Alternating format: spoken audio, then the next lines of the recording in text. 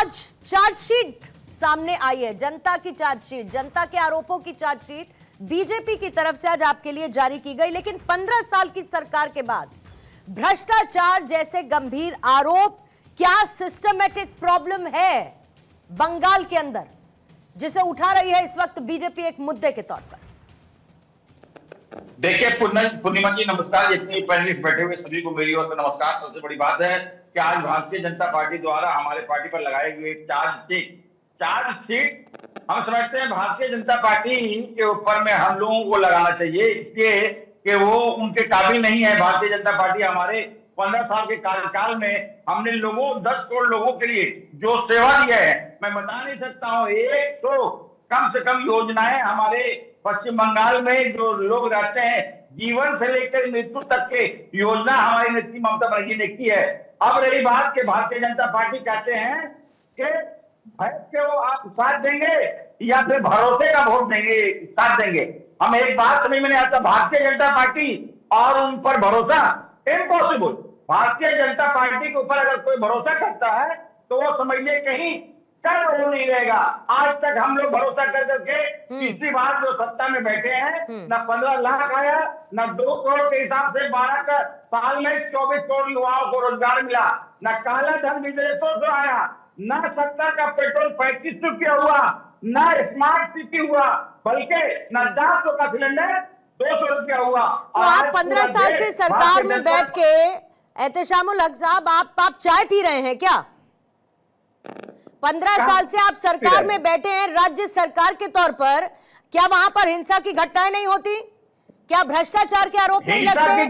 भ्रष्टाचार की बातें नहीं होती? भ्रष्टाचार पूर्णिमा जी ने कल की जो परिस्थिति मुर्शिदाबाद के रघुनाथगंज में जो परिस्थिति हुआ है, हमारे जो भी वहां समझिए के शरणार्थी थे या फिर ये जितना प्रोसेशन मॉब लिंचिंग लेके जा रहे थे, मुसलमानों का दुकान को चुन चुन कर करके पथराव किया गया, आगजनी किया गया। कल की घटना रघुनाथगंज मुर्शिदाबाद दुर्भाग्यपूर्ण घटना, हम इसकी कड़ी निंदा और मत करते हैं आपके चैनल के माध्यम से। पुलिस आपके अंडर में और आप ही निंदा करें। चुनाव आप सोचिए ये कितना बड़ा फेलियर, अरे कितना बड़ा फेलियर है। देखिए यही बात, अब आप चुनाव आयोग पर आ गए।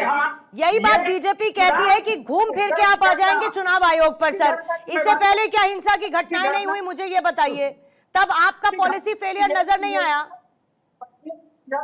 भारतीय जनता पार्टी पहले की घटना जो है, उनका सपना है पश्चिम बंगाल में सत्ता हासिल करना, लेकिन किसी भी कीमत पर इनका सत्ता यहाँ नहीं हो पाएगा। पश्चिम बंगाल है, यहाँ हिंदू मुसलमान से हट कर करके आपको काम करना होगा, यहाँ विकास की राजनीति करना होगा। और हमारी नेत्री ने जीवन से लेके मृत्यु तक के योजनाएं की है। सबसे बड़ा मेरा लक्ष्मी भंडार है, हर एक माता बहने को हमारा लक्ष्मी भंडार मिलते हैं, हर एक लोगों को समझ लिया हमारे यहाँ 100 योजनाएं। सौरभ सिकदर साहब, इनके हिसाब से तो सब कुछ ठीक है और आपने चार्जशीट निकाली, फिर इन्होंने भी एक निकाल दी। अब यही सब चलता रहे, जनता के सामने कंफ्यूजन रहे। अगर इतने ही गंभीर आरोप हैं तो क्या किसी तरीके की कार्रवाई करने से क्या सेंट्रल को किसी ने रोका है? बी, अगर इतने ही गंभीर आरोप हैं सिकदर साहब, सर सवाल होने दीजिए पूरा, अगर इतने ही बात सब कुछ ऑल इज वेल है तो फिर वहां की जनता ने आपका चुनाव तो नहीं किया और ये कह रहे हैं सब कुछ ठीक है बंगाल में, जो आप चाह रहे हैं वो नहीं चलेगा। सबसे पहले तो मैं आपका प्रश्न का जवाब दूं। जो प्रश्न आपने शुरू में किया था, क्या आप केंद्र में हैं, आपको कार्रवाई करने के लिए क्या कोई रुका है? तो कुछ दिन पहले मुख्यमंत्री खुद जाके, जब आईपैक के ऑफिस में ईडी का रेड हो रहा था, तो उसने क्या किया था, पूरा मीडिया आप लोगों ने दिखाया था कैसे उसमें हस्तक्षेप किया था। अभी भी सुप्रीम कोर्ट में वो विचाराधीन है। थोड़ा पीछे आइए, जब राजीव कुमार, जो अभी तृणमूल का राज्यसभा का सांसद है और कलकत्ता का पुलिस कमिश्नर था, उसके घर में जब सीबीआई ने छापा मारने गया था, तो कलकत्ता पुलिस सीबीआई ऑफिसरों को मार के भगा दिया था और मुख्यमंत्री खुद धरना में बैठ गए थे। मेरे ख्याल से ये 2 एग्जाम्पल बहुत होगा, आप चाहे तो मैं और दे सकता हूं।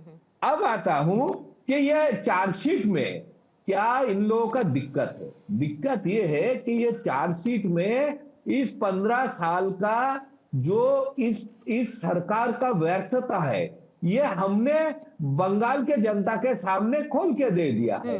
बात करते हैं लक्ष्मी भंडार के और बात करते हैं युवा भाता के, लेकिन 40,000 युवा जो बंगाल में कोई काम नहीं मिलने के लिए बंगाल से बाहर जाके काम कर रहे हैं, उसका बात तो नहीं कर रहा है। आप 15 साल बाद आके आप 1500 रुपया का भीख देना चाहते हैं। माता बहनों को आप 1000 रुपया देके लक्ष्मी भंडार के नाम पे आप सोचते हैं कि खरीद लिया है। अब माता बहन के घर में अगर रोजगार नहीं रहेगा, माता बहन अगर घर चला नहीं पाएगा, तो वो 1000 रुपया से क्या करेंगे। इसीलिए क्या है, ये खाली चार्जशीट नहीं है, ये विदाई पत्र है। तृणमूल कांग्रेस सरकार का ये विदाई पत्र का घोषणा है, और इसीलिए ये चार्जशीट आज बंगाल वासियों के लिए, बंगाल का लगभग 10 करोड़ वोटर के सामने हमने पेश किया है।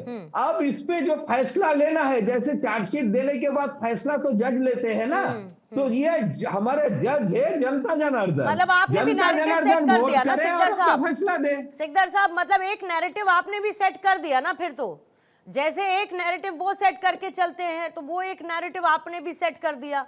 मतलब चुनाव के समय में एक शिगुफा छेड़ दिया या कुछ मुद्दों को उठा दिया, उसका फायदा मिल जाए तो बहुत बढ़िया है। फिर तो यही स्ट्रैटेजी हो गई ना सिकदर साहब। नहीं पूर्णिमा जी, हम खाली ये जो चीजें हैं हम जनता के दरबार में पेश किया है। अब जनता जनार्दन तैयार करे ना किसके बात ठीक है, क्योंकि देखिए टीएमसी का गणतंत्र के ऊपर कोई भरोसा नहीं है। इसीलिए जो पोल के टाइम पे जो वायलेंस होता है, जैसे वोट लूटा जाता है, फॉल्स वोटिंग होता है, वो पूरे देश में किसी भी राज्य में नहीं होता है। हम इतने राज्य में सरकार चला रहा है, तो कोई एक राज्य में यह आरोप नहीं आता है कि हम वोट लूटते हैं। और इसीलिए इस बार जो इलेक्शन कमीशन का रवैया है, और बार बार जो आश्वासन दिया है कि इस बार हर कोई अपना वोट खुद दे पाएगा, तो इसके लिए हम लोगों के सामने ही लेके जा रहा है कि देखिए ये हमारे आरोप है तृणमूल कांग्रेस सरकार के ऊपर, आप इसका विचार कीजिए, आप तैयार कीजिए वोट किसको करना है। ठीक है वरुण पुरोहित जी, आपको लगता है घुसपैठ और करप्शन एक बड़ा मुद्दा है और उसको उठाने से फायदा मिलेगा? जो उस मुद्दे को उठाएगा संभवतः उसका फायदा वो ले लेगा अगर एक नैरेटिव सेट कर देता है तो। लेकिन इन दोनों के वार पलटवार के बीच में कांग्रेस अपने आप को कहां पर पा रही है? देखिए पूर्णिमा जी, सबसे पहले आपने नैरेटिव की बात की, तो भारतीय जनता पार्टी का नैरेटिव तो लोकसभा चुनाव में 2024 में ही फेल हो चुका। नॉन बायोलॉजिकल गारंटी फेल हो चुकी और 240 पे अटक गए। आगे कहीं ना इनकी जैसे पर सरकार बना ली ना सर। मेरी बात तो सुनो। नहीं मैं तो सुनूंगी आपकी बात, लेकिन नहीं असली बात तो तब सर देखिए, अब आप अपना 2024 में देखिए 90 का अगर आप क्रेडिट लेंगे आप, हम पहुंचे इतने तक, तो फिर आप नहीं फिर सरकार तो इन्होंने बना ली ना, तो ध्वस्त नहीं हो गया। आप ये मत कहिए कि ध्वस्त हो गया, सरकार इन्होंने बना ली। सरकार नहीं बना पाती, आपकी सरकार आ जाती तो फिर आप कहते कि भाई ये हो गया, बहुत बढ़िया हुआ। आप कंटिन्यू करिएगा पुरोहित जी।